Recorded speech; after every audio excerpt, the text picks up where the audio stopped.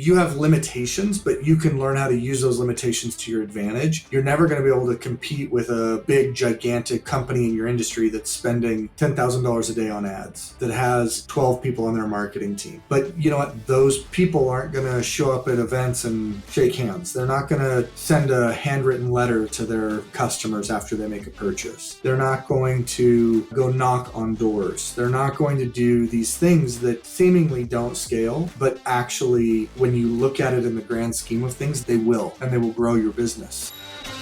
Don't be so focused on doing things that only have massive potential. Do the things that separate you from the crowd and that you can control and that fit with inside your budget and your resources, and turn that issue into a strength. Hello, everyone, and welcome to today's episode of the Digital Revolution Podcast. I'm your host, Eli Adams. Today's episode is brought to you by FireUsMarketing.com, where SEO solutions pave the way to digital excellence. In today's episode, we're joined by Nick Stagge.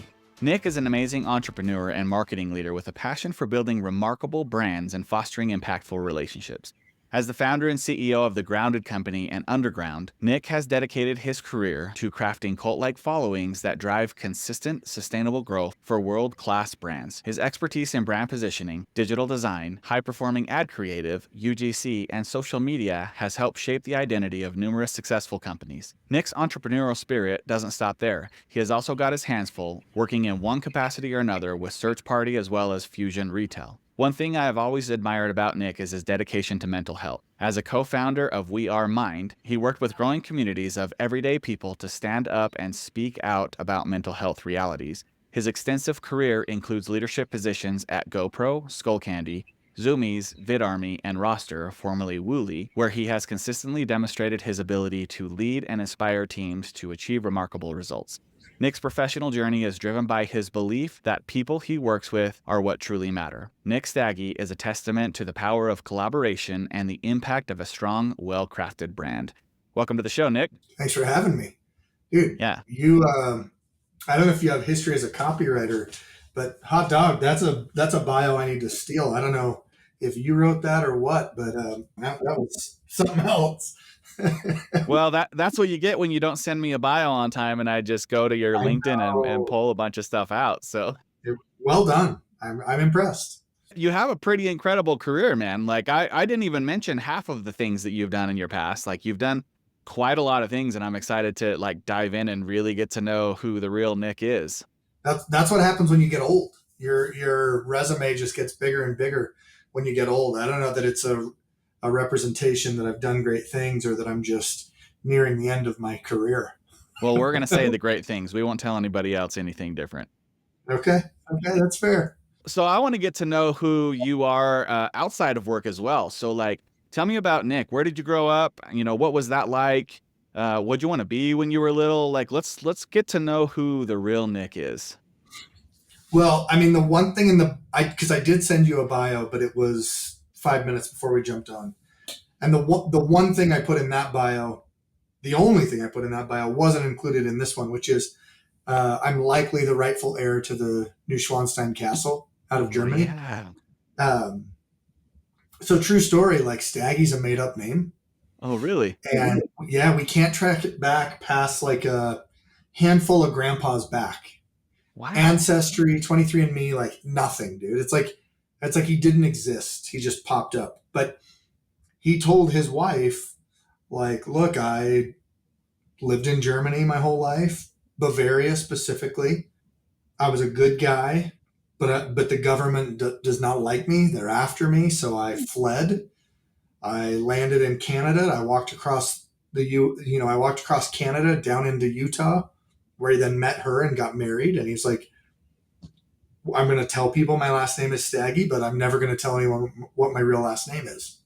Wow. And so years ago, I end up going to Germany for work. I'm in Bavaria. We go to the Neuschwanstein Castle, and dude, I just feel it in my bones. Mm-hmm. My freaking ancestors built that sucker. So one day I'm going to take it back for sure. Yeah. And timing of when Neuschwanstein was being built and then stopped, like completely aligns with when my grandpa fled Bavaria. Wow. So That's such a cool story. I love looking into my aunt's ancestry and learning different things.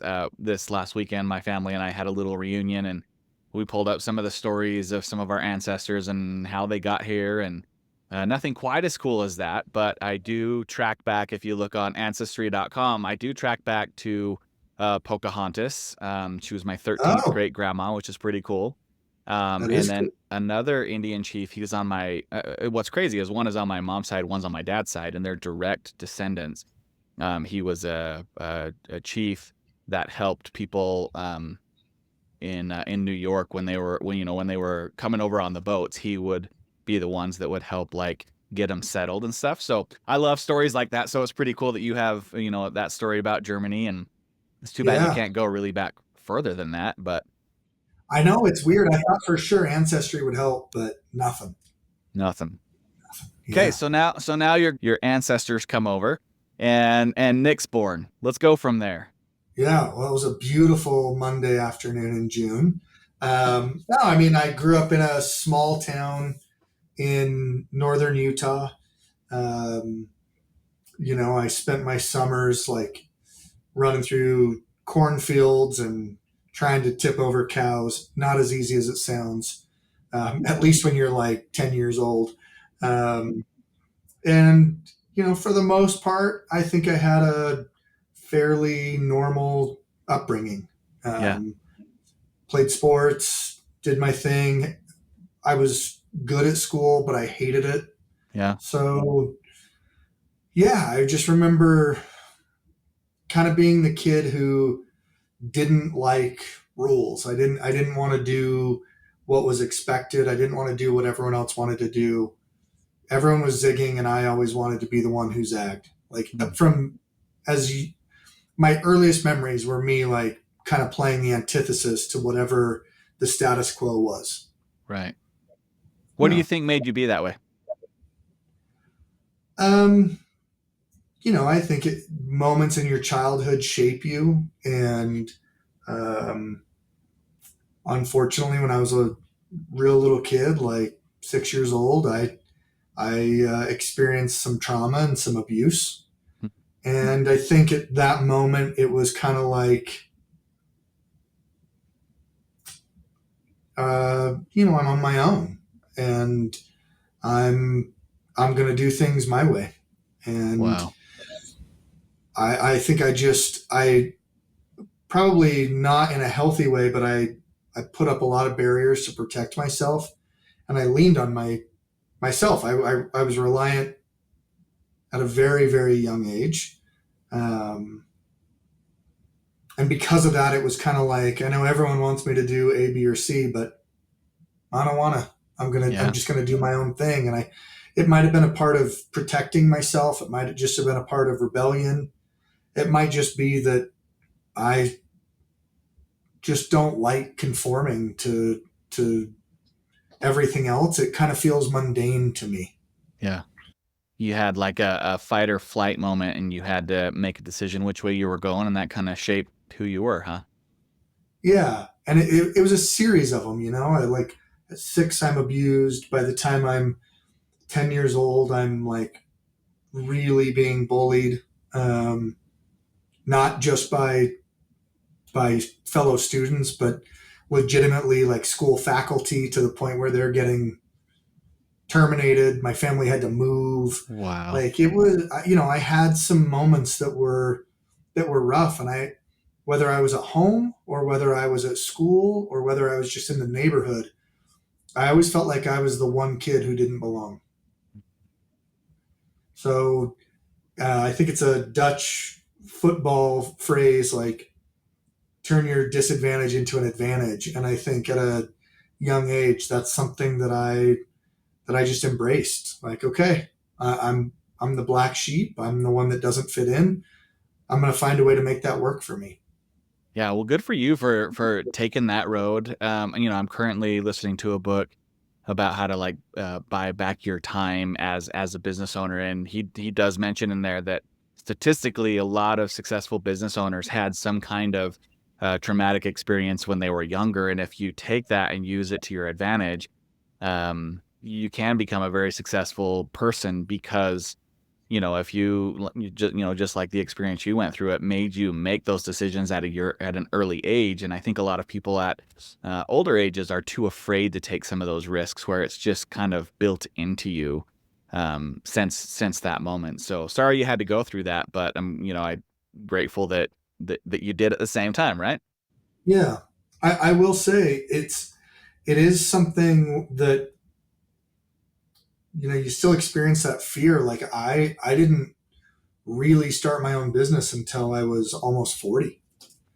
So, no, I think I took risks in my career, but it certainly came later. I played my career really, really safe until I was 30. It wasn't until I hit 30 that I was like, okay, and kind of out of necessity, like, I'm going to take some risks. I'm going to try some things. And it took me a full decade to build up the courage to say, I'm going to take the ultimate risk here and I'm going to go out on my own. Wow. Let's walk through that. Let's walk through, some of the journey you've had in the digital world. And I looked on LinkedIn and saw you've worked with some pretty big companies like GoPro and Skullcandy. Yeah. How did you get into the digital world? Well, I mean, I was super late into digital because one thing that my mom taught me when I was young, and I mean, I started working at like 12, 13 years old. I was obsessed with it. Um, she was like, you don't owe loyalty to anyone except yourself. Hmm. And as long as you are professional and respectful, you don't have to stay somewhere you don't like. Go. Yeah. So by the time I was 19, I'd worked like 60 different jobs or something. Like I'd done it all. Mm-hmm. And I saw that Zoomies was opening a store in the mall in my neighborhood. And I'd done a little bit of retail because I'd done 60 jobs at that point. Like I'd done Yeah. a little bit of everything. And I walked into the Zoomies down the street from where this new one was being built. And I was like, hey, I want to apply to be the store manager. And that Mm-hmm. person was like, well, I'm actually the store manager of this one.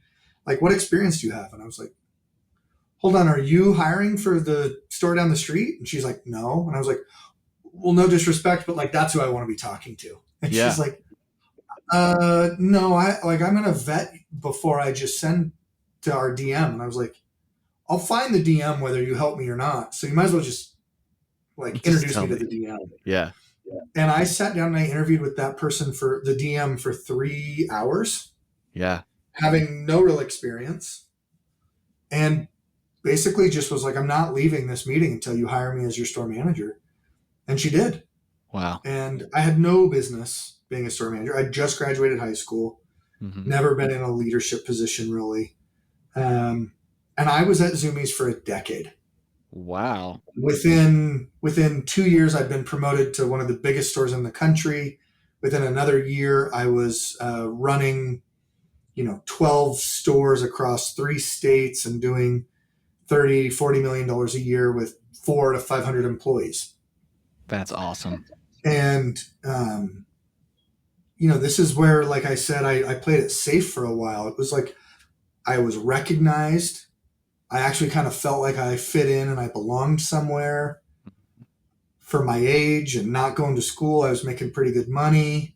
Yeah. It was a cool place to be, but I got bored, and I for years I just kind of like went through the motion, bored, but I thought this is what work is. This is what you do. And um, after 10 years, I left to go work at Skullcandy because I was like, I don't want to move out of Utah. I've capped, like there's nothing else unless I move. Mm-hmm.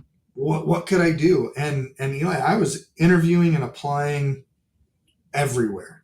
I'm telling you, everywhere. And it didn't matter that at this point I had gotten my degree. I was 30 years old with 10 years of experience running a lot of revenue and a lot of employees. People were like, it's all good, my man, but you worked at a skate shop. Like you were folding t-shirts and I'm like, you don't understand Yeah. what I was actually, and I'm like trying to explain it, right? But all people really saw was that I worked in retail. Um, even as much as when I got the job at Skullcandy, they offered me 50% less than I was making at Zoomies. Oh my goodness. And I took it because it was like, I'm stuck at Zoomies. I have to do this. Yeah. And I was so embarrassed.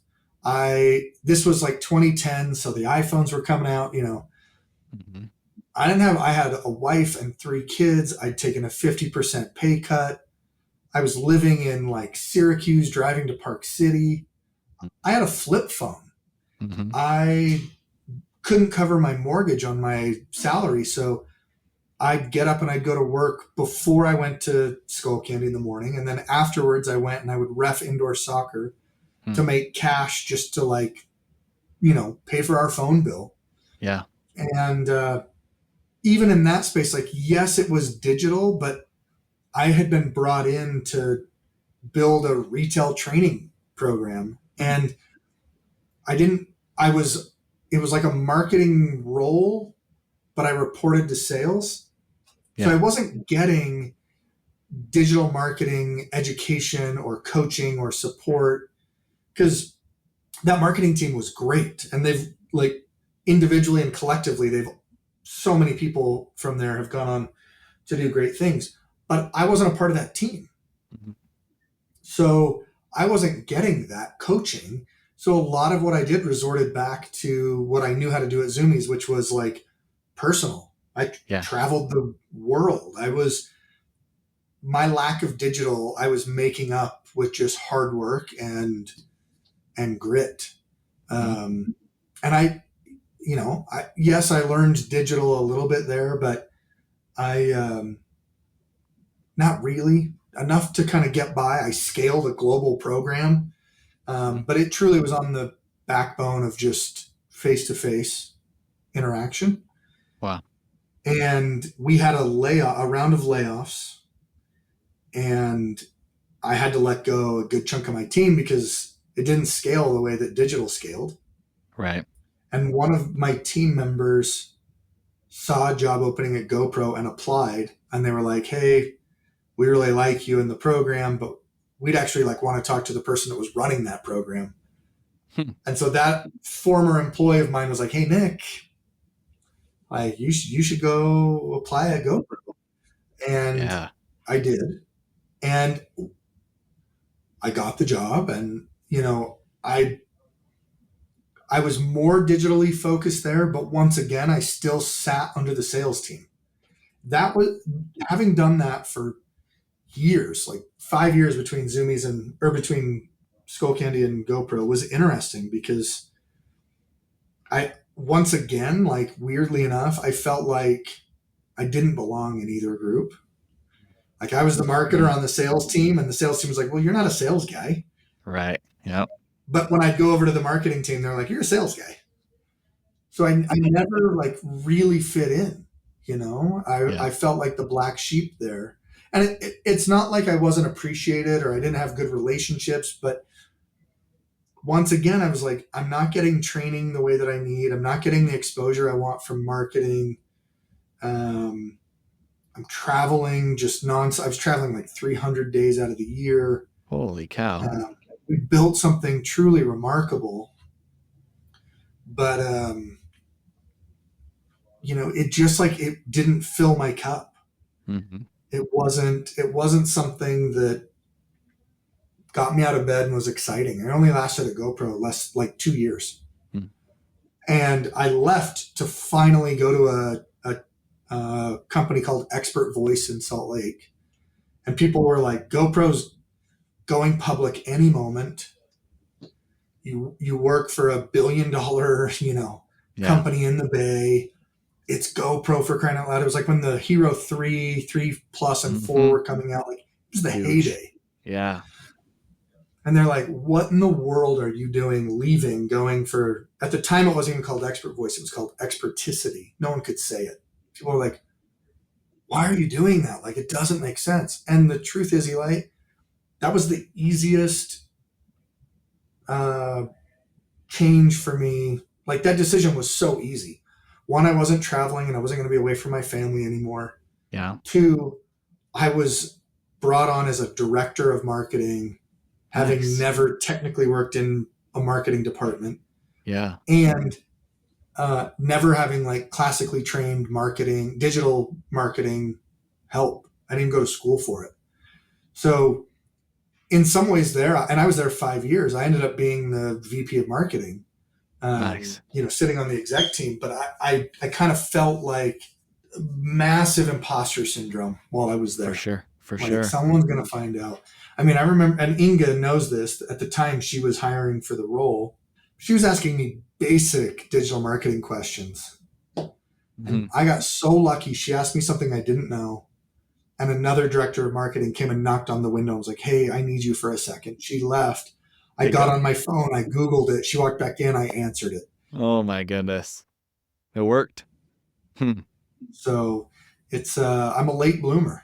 I remember also, I was in retail management for 8 years. Was an operations manager for a while at Sam's Club, and all around Utah. I was in Logan first, then Orem, then I went to Grand Forks, North Dakota, back to Logan, moving all around doing that, and then I was operations manager at Staples down in St. George.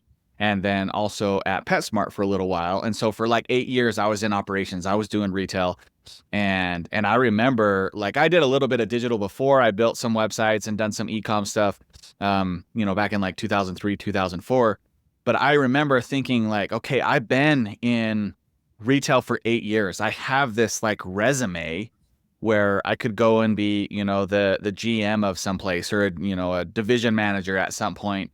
Um, but I wasn't happy. I wasn't happy working on Saturdays and Sundays. I wasn't happy working over the holidays, so many hours over the holidays and Black Friday and Christmas and all of that, just to get the sales and the quotas and stuff. And so I remember being afraid going back to digital, and I didn't cut my pay in half like you did, but it did go down and I had to start over. But I got Saturdays and Sundays off and I was happier. Oh, And dude. within 6 months, I got a promotion. And, 3 years into there, I was making double what I was making Yep. being in retail. And so I hear you, man. I'm right there with you. Yeah. And there's something about like Monday through Friday being a part of the everyday working world. Like Yeah. people who don't know how hard that is when you're working every Saturday, every Sunday, you're working nights. I mean, I was Black Friday was just the worst, right? Our stores started opening on Thanksgiving at like eight at night. Yeah. So I'd Yep. be at the store by 6 because you got to make sure it's Mm-hmm. prepped and the team's ready. Things are good. I'm at one store calling all the others, making sure they're good. Mm-hmm. You go through like a 4 hour rush, and by midnight it slows down, and then at 4:30 it's busy again. So then you get a hotel. I could drive an hour back home, but you get a hotel, and then you're at the next store at 4 a.m. and Yep. I'd leave on Thanksgiving, and I'd be like, I'll see you on Tuesday, and I was Yeah. never more than an hour from home. Right. I remember I was at Sam's Club in Grand Forks, North Dakota when the Xbox 360 came out. And we opened the store. I don't even remember exactly. It was like 2 o'clock in the morning or something like that. And it was busy until noon. It was crazy busy until noon. I remember that very vividly. Okay, so I do want to get into some of the digital stuff and what you're currently working on. But before we do that, I wanna touch on We Are Mind, because as you know, I'm a big proponent of mental health. We wrote this book behind me, Lucy Tames Her Tiger, for my daughter who has high anxiety. And we're gonna write a series of books for mental health for kids. And I know that you're really a proponent of or an advocate of making mental health resources available to people, as well as making it real to talk about and not something that's like you shouldn't be afraid of it. So can we talk about how you got into We Are Mind and how you became such a big advocate for mental health? I I mean, I've struggled with it my whole life. Uh, Probably since I was 6 years old. It's been a real part of my life, and it ebbs and flows. I think it's kind of like being out in the ocean, and you're in the swell, and sometimes it's smooth water and sometimes it's rough. Sometimes you can see the wave coming, and sometimes that wave hits and you had no idea it was there. It's a ongoing, lifelong thing, learning how to manage and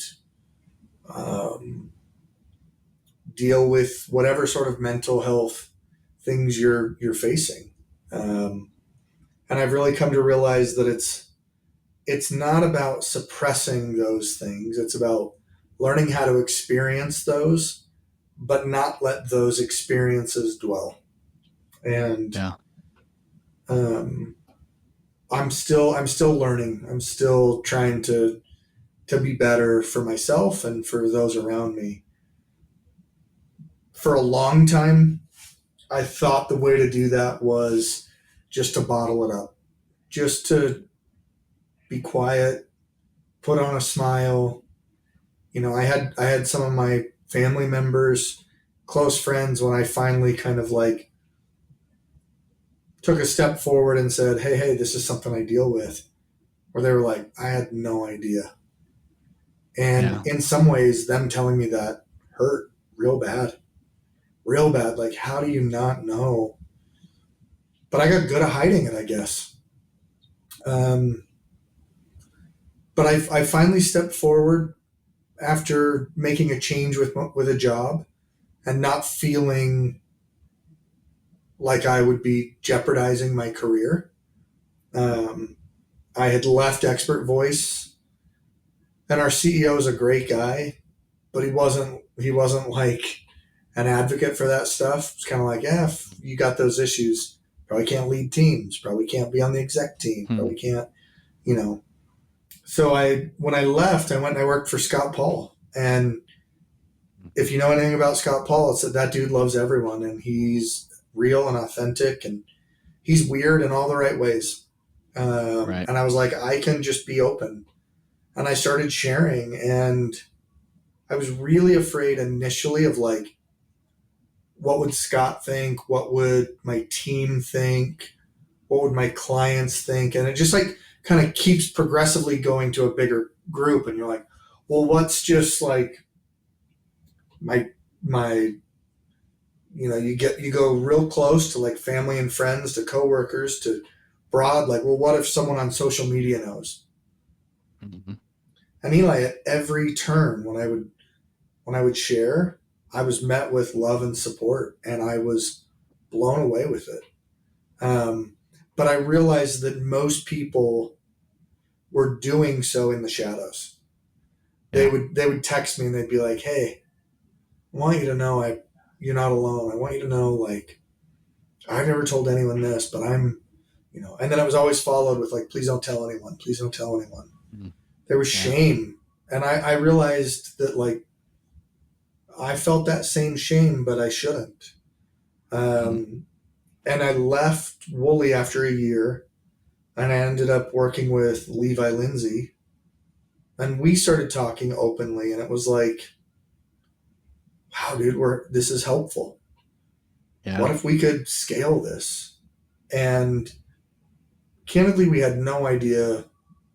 We didn't have an idea of how we were going to try to scale that, how we were going to try to let two strangers know that it was okay. Yeah. But I had been a partner for Forbes, and they were always interested in talking about stuff like that. So I called, her name's Nicole Cacao. I called her and chatting with her, and I'm like, I'm not sure what to do. I want there to be an easy way to like raise your hand and show. And out of the blue, I was just like, like, I love that I can put a rainbow emoji next to my name and people know I'm an LGBTQ supporter. And she was like, Nick, that's your answer. Like, do that for mental health.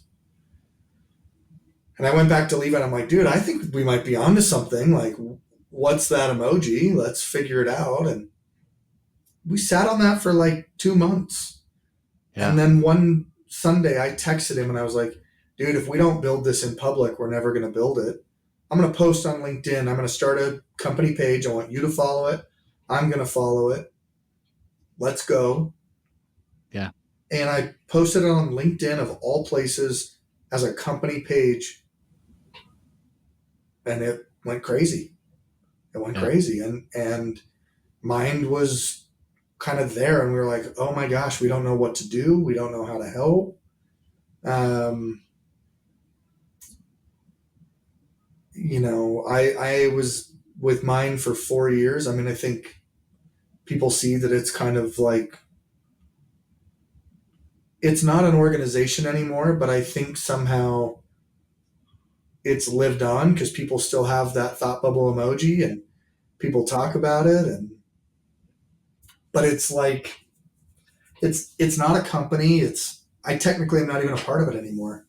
Um, But the purpose is incredible though, right? Like that like whether it's an official company or not, like the purpose that it drove for that time and I think has continued is that it's normalized the ability to talk about mental health issues online without, fear of being judged. And I'm the same way. Like I posted about my daughter going through her struggles with anxiety, and those posts blew up more than any post I've ever posted on LinkedIn. And I've posted a lot on LinkedIn, and those are the ones that people reach out and they're like, "I'm so sorry. I'm here to support. You're doing great." Right. And then when she would have tough days, I would post. And then when she'd have good days, people were like, "That's such a win. That's great. Keep going." And like, people want to support other people. And what you built with that doesn't matter if it's an organization or not. Like, I think that especially here in the local community here in Utah, I know you guys came and spoke at Young Living for a little while and went around and talked to a lot of people. Yeah. So good for you for doing that, man. Yeah, again, like whether it's an organization or not, I think you've impacted a lot of lives. well, thank you. I think I think the truth is Levi and I might have been some of the first people pushing the snowball down the mountain. But dude, there's a lot of people that pushed and that made that thing grow into where it's at. And I think that's part of why I felt okay saying I can't officially be thinking like I have to grow this, I have to scale Yeah. this, I have to set up an event. I can just I'll always be a part of Mind. Um, because I think the beauty is it's not an organization. It's not something I own or Levi owns or James Clausen owns. It's just kind of like, hey man, it's just a thing, and Yeah. whoever wants to wrap their arms around it in the moment, that's what it's there for. And Yeah. I'm I'm emotional over it. I'm proud of what the community has built. I'm proud of the way people have come together, and it's been an honor to witness that happen. Well, I really appreciate everything that you're doing in the mental health area, especially like online and normalizing it. I think you should keep doing that, whether you're a part of We Are Mind or not. Definitely keep doing that. I'm going to keep doing it on my side. I think it's needed. And especially as us men, us strong fathers and men, a lot of times I think we were raised to be this tough, you can't be vulnerable or else you're not a man type thing. And I think it's important to be vulnerable. I actually was talking to my wife about this the other day, how there's a yin and a yang, and it's important to be, the manly man, but it's also important to be caring and loving and empathetic at the same time, right? So one of my favorite quotes is, it's better to be a warrior in a garden than a gardener in a war. Dude, I love that quote. It's Yeah. so good. Yeah. I love it too. And I think it's possible. I think it's possible for us these days to be that. And so I applaud you for your effort in that. So let's go ahead and jump into the next section. Let's talk about what you're currently working on. So what gets you up in the morning? What excites you? Yeah, I'm doing a couple of things actually. The Grounded Company is the center of my week when it comes to work.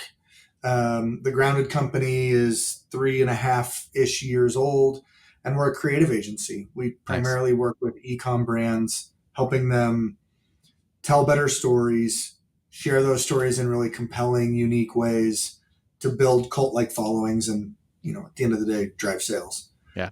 Um, we've done that for a long time. We're about a year and a half into the underground, which we had a lot of brands coming to us wanting to work with Grounded, but the price point just didn't make sense for them. They were a small startup, they were bootstrapped, and I felt bad turning them away. Like, your options are not great. Your options are Fiverr. Your options are like, Yeah. oh, my cousin's roommate, messes around on Illustrator, and you're like, oh, that's my new designer. And no knock to that kid, but it's like, maybe not the greatest design work for your business. So Yeah.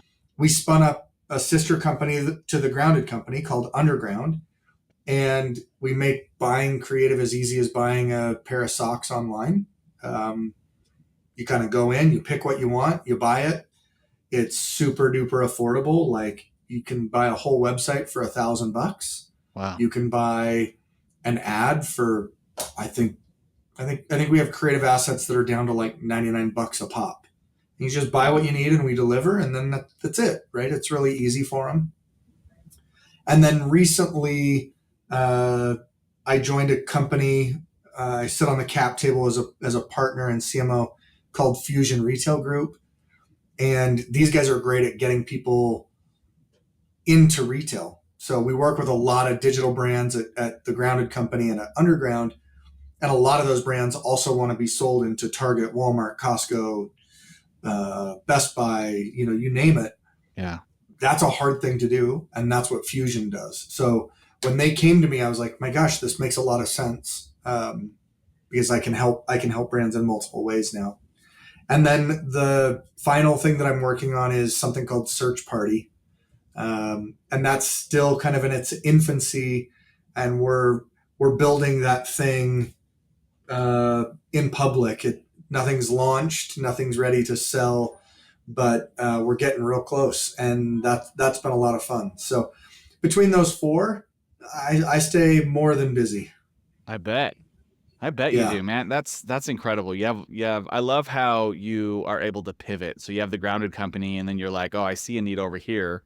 Let's pivot and let's make something affordable. I think there's a lot of agencies that go through that. They see, their price point's pretty high, and they're like, sorry, we can't help you. I think there's an attractiveness to that at the same time, being, so premium or enterprise. But for you to go out actually and build, this easy to use website where they can buy stuff, buy the same creative for the smaller companies. I'm a smaller company, and I totally understand the need to save on stuff like that. And I've worked at Every dollar multi-billion-dollar counts. companies. It totally does. Yeah. Yeah. Yeah. So, I've worked at multi-billion-dollar companies where we have a huge marketing budget. I've worked at startups where, I'm currently paying myself $0 an hour, so I get it, right? Like, I'm putting 100% of it back into the business to grow. And so I applaud you for starting that other, the sister company. Now, Yeah. this doesn't have probably a lot to do with digital, but I am curious about the retail model. So it's interesting now. It seems like back in the day, 20 years ago and more, people wanted to open up their own stores. Now it's like, let's just get our stuff into some of the bigger stores. So you see that more now than people wanting to open up their own stores? For sure, because the truth is, opening up your own store is really expensive. It's super time consuming. It's a heavy lift, and it doesn't scale the way opening a store on Shopify does. So I think all those people who wanted a brick and mortar store are like, let's just run a store on Shopify. I can scale it across the, North America, as we grow the world.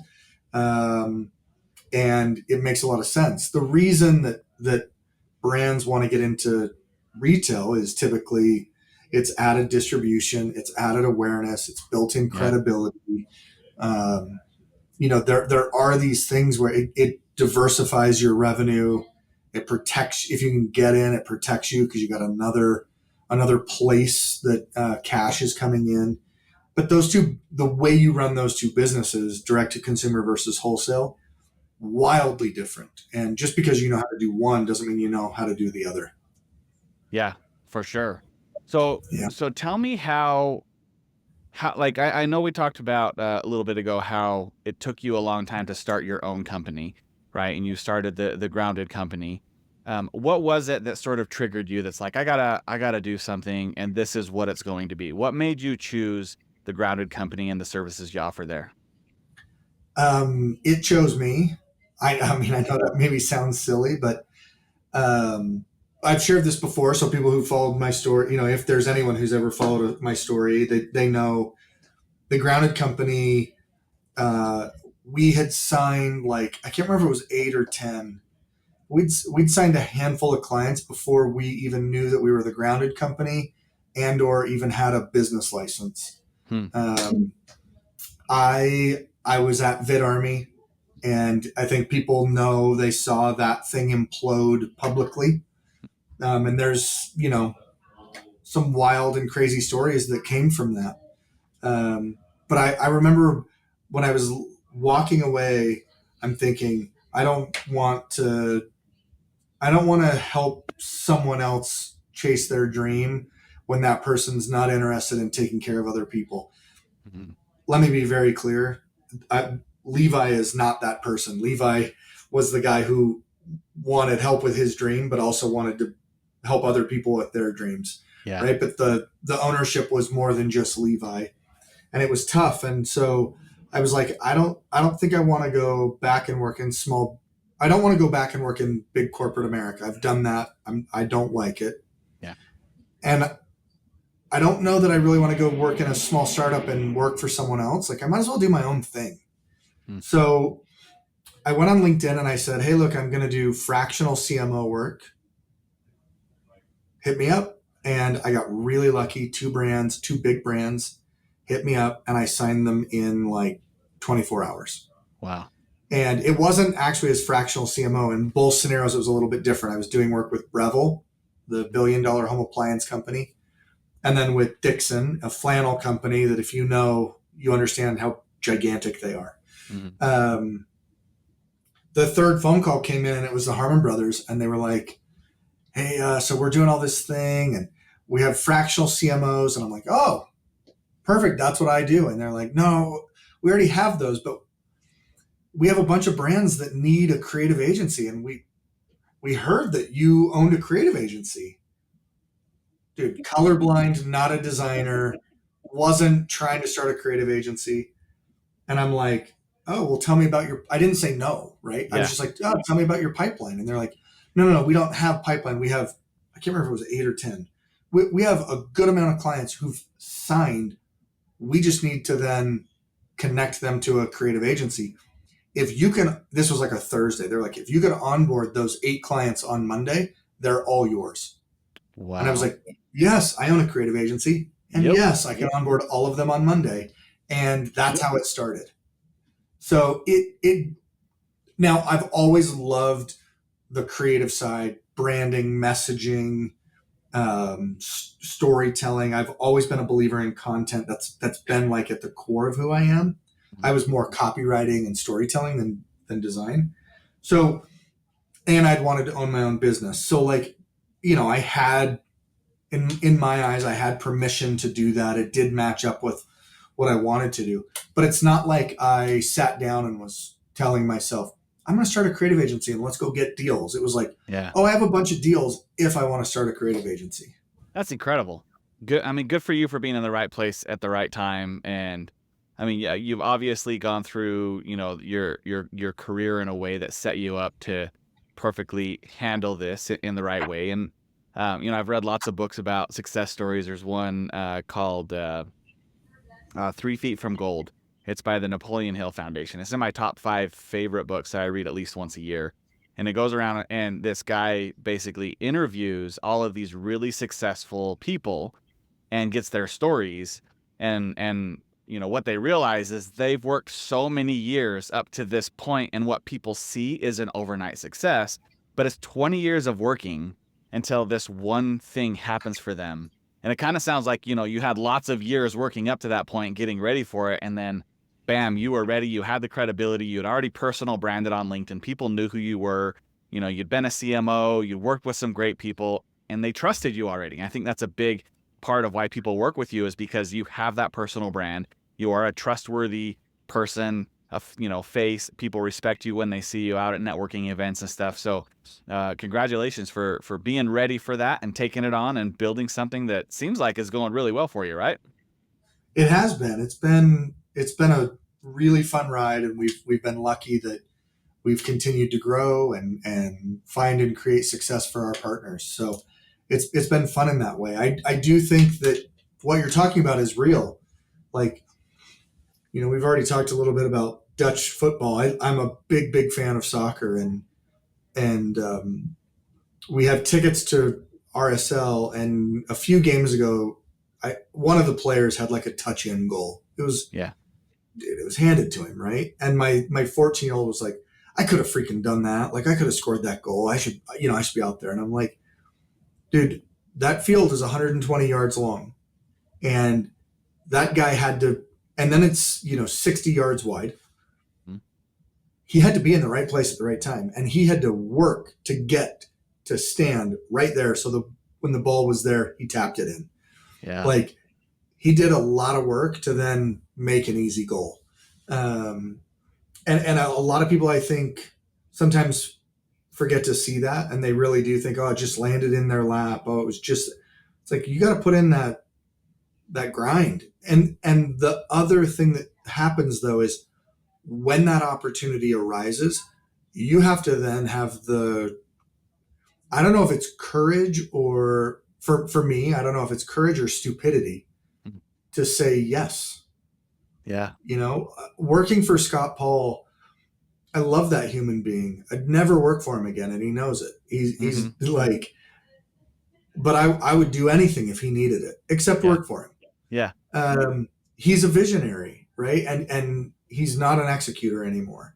But when I started to work with him and learn his story, I mean, dude, he ended up selling an iPad enclosure business for multiple millions of dollars. The way he started that business was by trying to sell an app into hotels. And he had to give it to a hotel for free for a month. And they were like, great, well, you can do that, but you also have to leave us an iPad. And he's like, well, great, but I don't want it getting stolen. So he asked a friend to go bend metal for him to build this enclosure.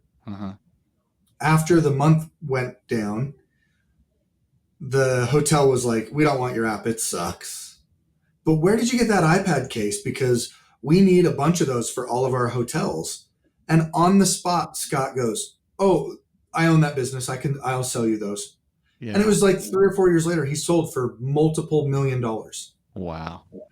So he kind of taught me, like, yeah, you have to be in the right place, but then you also have to be willing to say, yeah, I'll do it when the opportunity arises. And a lot of people aren't willing to do that.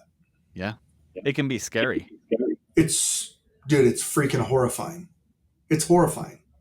Yeah. The last thing you want to do is let somebody down too, right? And so, like, you got to say yes, but then you got to put like your heart and soul into it and figure out a way to make it work. I mean, we could talk all day about stories like that. I went to I won't dig into it, but basically I went to a class here in Utah called Startup Ignition. They're taking it national.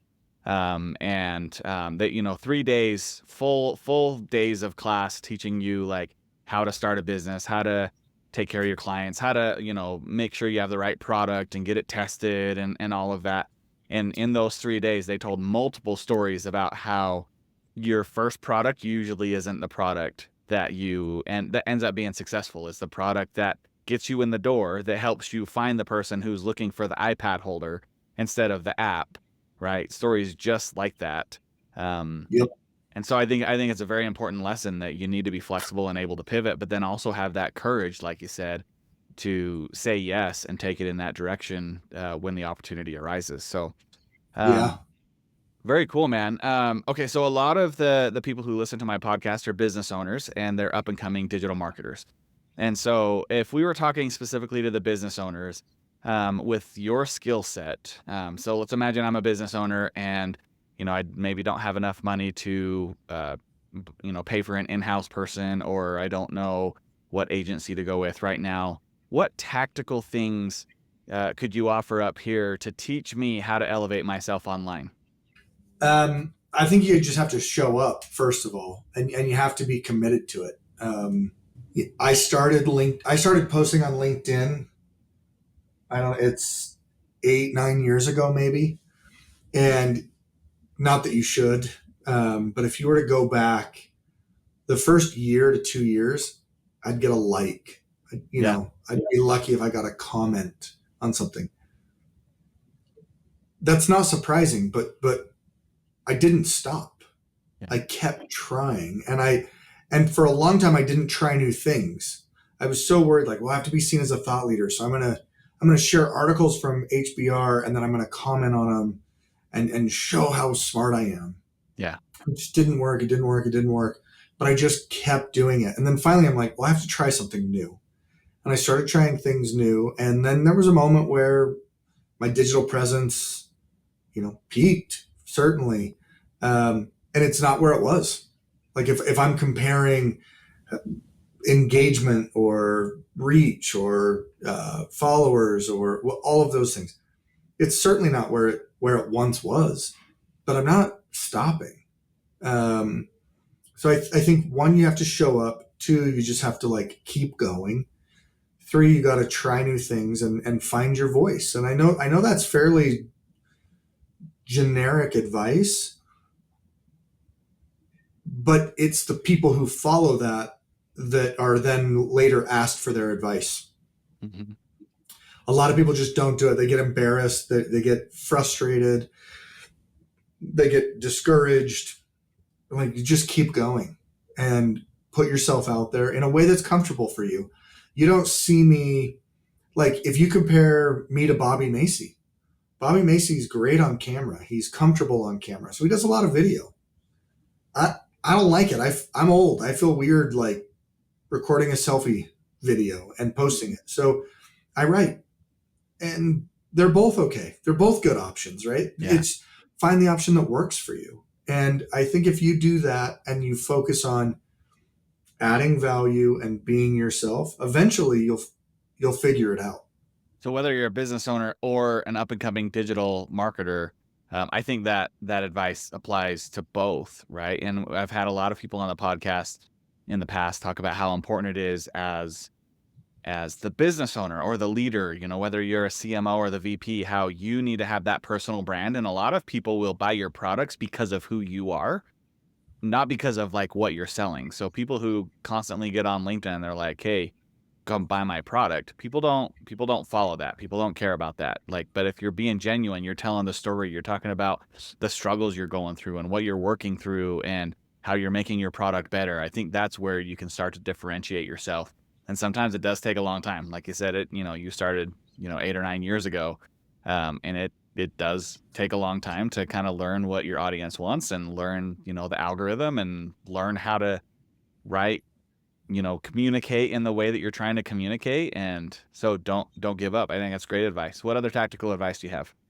I guess I would say everything doesn't have to be digital, go to events, go and don't worry about doing things that scale. I was just actually on a panel today with Scipio, and one of my big messages they help a lot of small, medium businesses. A primary thing I focus on was like, don't do things that scale. You have limitations, but you can learn how to use those limitations to your advantage. You're never going to be able to compete with the big, gigantic company in your industry that's spending $10,000 a day on ads, that has 12 people on their marketing team. But you know what? Those people aren't going to show up at events and shake hands. They're not going to send a handwritten letter to their customers after they make a purchase. Yeah. They're not going to go knock on doors. They're not going to do these things that seemingly don't scale, but actually when you look at it in the grand scheme of things, they will, and they will grow your business. So don't be so focused on doing things that only have massive potential. Do the things that separate you from the crowd and that you can control and that fit with inside your budget and your resources, and turn that issue into a strength. I mean, look at Grounded as an example. We're almost 4 years old as a company, and it was only like a handful of weeks ago we launched a website. We never had a website. And I kind of hate the fact that we have one now. My team, they armbarred me into it, but Yeah. they're like, we need it. And I'm like, we haven't needed it. We don't need it. Like, we don't have to do things that everyone else does. We get our business through other avenues. Let's focus on those. Let's do things that don't scale. And so I'm a huge believer in that idea. You don't have to do what everyone else is doing because everyone else is doing it. Find your niche. Who gives a crap if it scales, and then just do it. Can I give you another example that's not mine? Yeah, That absolutely. I think is really cool. Do you know who Shepard Fairey is? Mm-mm. So remember the Obama like really cool print that said hope that went everywhere? Yeah. So Shepard Fairey designed that. Okay. And Shepard Fairey for a long time was a street graffiti artist. Like, well, he started the brand Obey, but he didn't have big budget. But he wanted to get out there, and they realized they knew who they wanted to target, right? They wanted to target young kids, kind of like hipster fashion, cared about art. So they started going to clubs where their audience hung out. They would go to events where their audience would hang out. They would go to concerts where their audience would hang out. And they made Obey stencils, and they would run into the bathroom, tape the stencil on the mirror, color it in with lipstick, rip it off, and then walk out. And it was everywhere. Everywhere. Like, and people are like, what is this, right? They found a way to advertise to their target market in a way that their target market is going to appreciate it, see it, talk about it. Obey now is a massive, massive brand, like hundreds of millions of dollars, sort of big. And he started doing things that, a Nike would probably never do. I love that. It reminds me of, JJ Stedman. I think you do, obviously. Yeah. Oh yeah. Love him. Yeah. Such a good friend. I've talked about him on multiple podcasts. But one thing that he does when he goes to conferences and conventions is he'll do something crazy just to be like recognized, right? So he'll put like a pipe in the back, and then have a huge sign that says something crazy. It's either QR code or something like that. He did one of those things that was for We Are Mind. Yeah. Oh, did he? Yeah. Yeah. Dude. I know exactly what you're talking about, and I love it. Yeah. It's so fun. Right. And so it takes courage to be the one that stands out, to have a lot of people come and ask you the questions. Right. But the amount of traffic that he drums up for doing stuff like that and thinking outside of the box is just incredible. Right. And it's not digital. You're right. It's not digital, but it impacts the digital world by building those relationships and doing those things outside of the box. People are obviously going to go later and Google you or look for you on social media or whatever. So it's not always about capturing people, online. I think that we're going to talk about the future here in a second. And one of my predictions in the future is that people are going to start meeting the customer and the clients where they are. And oftentimes that might mean it's not online. Right. And, I think obviously TikTok is a good example of this, of being able to shop where you are, right? People going and putting products on TikTok instead of sending people away from TikTok to their website and then having them shop there, right? And so meeting people where they are, I think, is going to be the way of the future, and thinking outside of the box, like you're saying here in this example and what JJ does. I think people, it's hard after COVID too. It's hard when you've been like trapped inside and maybe you're a little bit of an introvert, but I think that's where it's going. I think you're right. I think it's about meeting people where they are. It's about making things really simple. People don't want complication. It might be a weird example, but Amazon gets this at the highest level, so much so that my youngest is now 8, but when he was like 3 years old, this kid was obsessed with Pop-Tarts. Obsessed. Well, he figured out that he could, that he could ask our Alexa to buy Pop-Tarts and they would come in bulk to our house. Oh my gosh. He's 3 years old buying Pop-Tarts and having them delivered. Like, that's how simple your process needs to be. Yeah. And if it's not, customers don't want to deal with chaos. They don't want to deal with inefficiencies. There's a local restaurant, big and scaled. I don't want to name it because I'm not going to say nice things. Gordon Hayward got really sick from eating at this restaurant that starts with a Z and ends in Upas.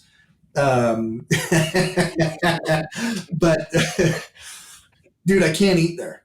I can't. The food's good. Yeah. I can't eat there, especially when I'm with my family, because I'm so frustrated that I have to wait in a really long line that shouldn't be that long. Yeah. And then I have to tell the person, here's what the 6 of us would like to eat. My wife, and my 4 kids. And they put some lettuce in a bowl and they hand it to the person standing right next to him. And the person next to him is like, okay, so what would the 6 of you like to eat? And I'm like, yeah, again, tell them again. And then they push it to the next person. And and then they put it at the register. By the time I've started to finishing my order, I've shared my order. It's not an exaggeration to say probably 4 to 5 times. Yeah. Dude. All the way to the register. Okay, what did you guys get? Right. It's like, it sends me to the moon. It makes me so mad. And I'm like, why can't you guys write it down and then just pass it to the next person? Like, what? I already told you that this is what I wanted. Why do I have to tell you again and again and again? Now, can we talk about a restaurant that has the flip side of that? So how easy is it to order on Chick-fil-A's app and drive through their mobile side? They have the drive-through and then the one line for the mobile.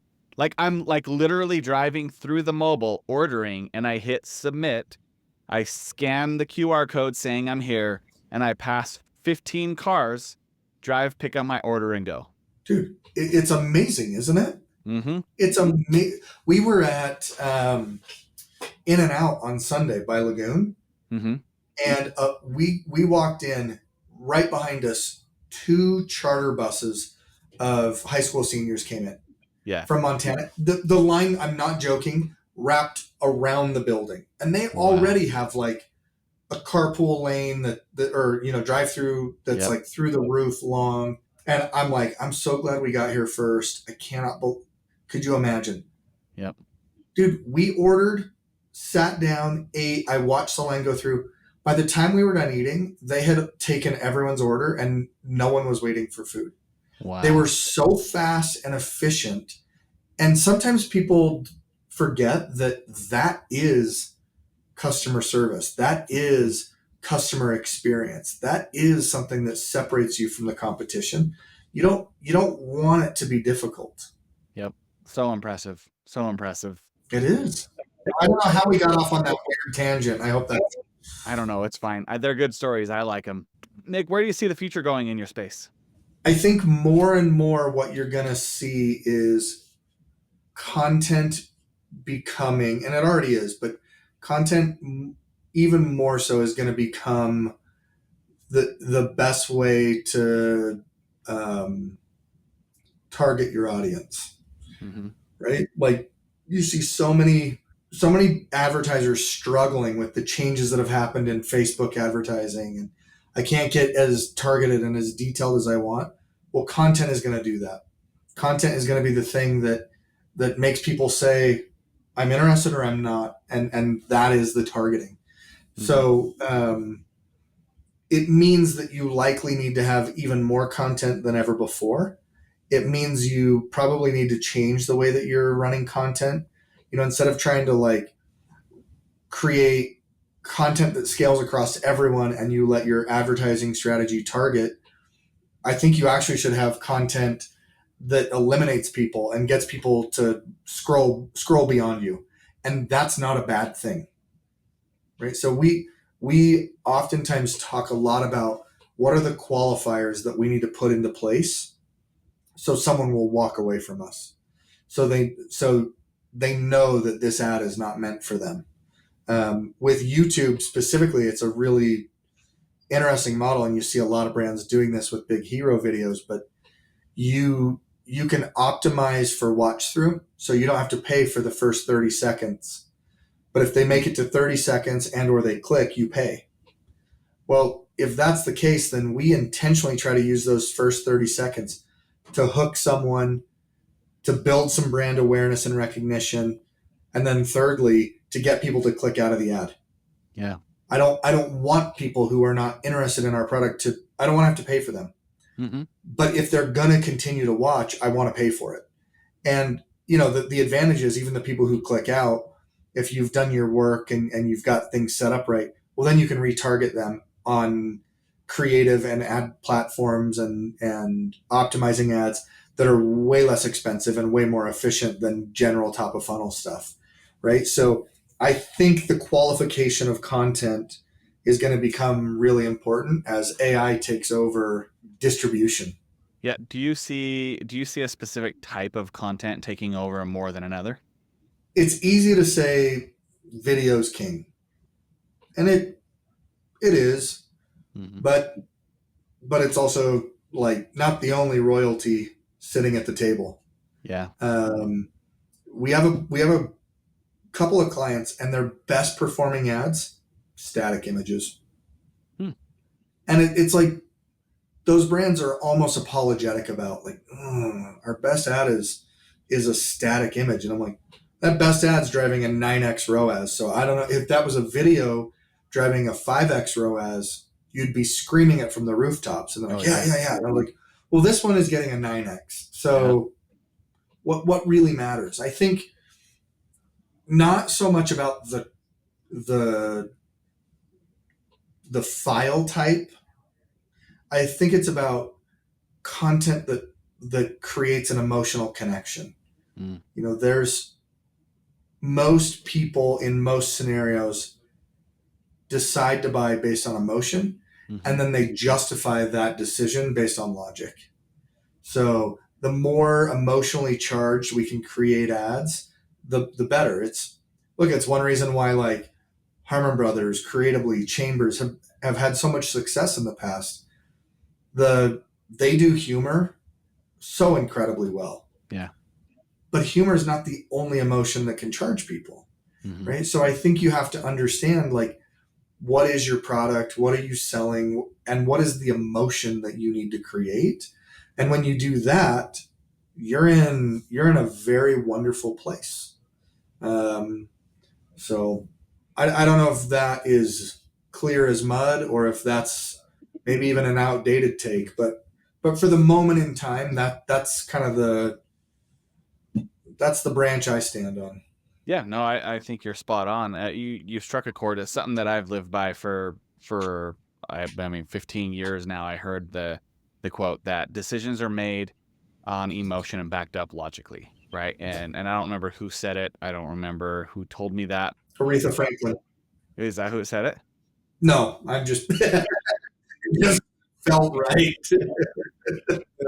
But it's true, right? And I think sometimes people look at it as manipulation if you're trying to use their emotions to get them to buy something, and you can, if you do it in the wrong way, it can be manipulating, it can be hurtful, but having enough information to back it up logically, I think is where it's at. And I think videos right now are king, and the reason I think the videos are probably going to stay that way is because the more and more AI gets involved, the more human people are going to crave, and the more the algorithms are going to lean towards authentic human personalities, right?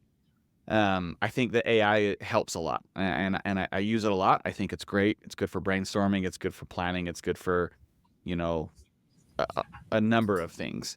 But you can't just pop out content with AI and have it create the emotion that a person can emulate on a video when they're being authentic, right? So, anything else you see coming in the future? You got to find a way to leverage AI, or you're going to get crushed.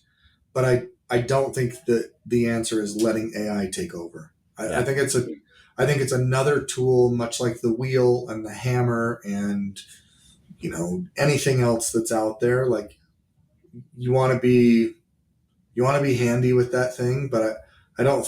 for the most part, I don't think you're going to let it take over. Yeah, for sure. Yeah. Well, Nick, I ask it at the end of every podcast. I ask 2 different questions. The first one is, if you could go back and give your younger self advice, what would that be? Believe in yourself and be willing to take risks.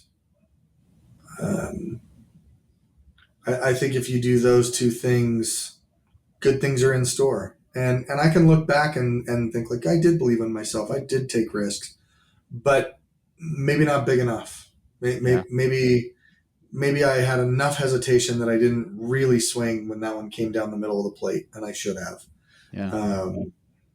But I think if you can walk in and believe in yourself and take those swings and not get upset when you miss, but just keep swinging, I don't think you can go wrong. Yeah, you're right.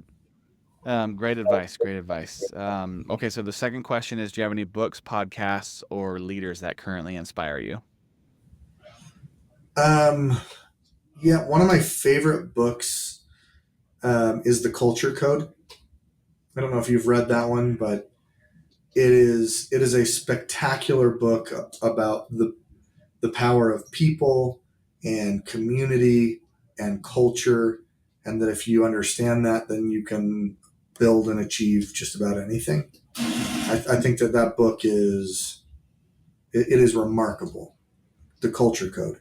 I never remember who writes it, but it's a doozy. Um, and then as far as people who inspire me, I mean, the truth is, there's so many incredible people who are out there doing good in this world and trying to make a mark. And in their own ways, they're all inspiring. But I am lucky that I get to come into work every day, and I work with leaders on my team who inspire me. The way that they attack problems, not people. Mm-hmm. The way that they are selfless with their skill set and their time. The way that I watch them support our team and give them autonomy to go for it.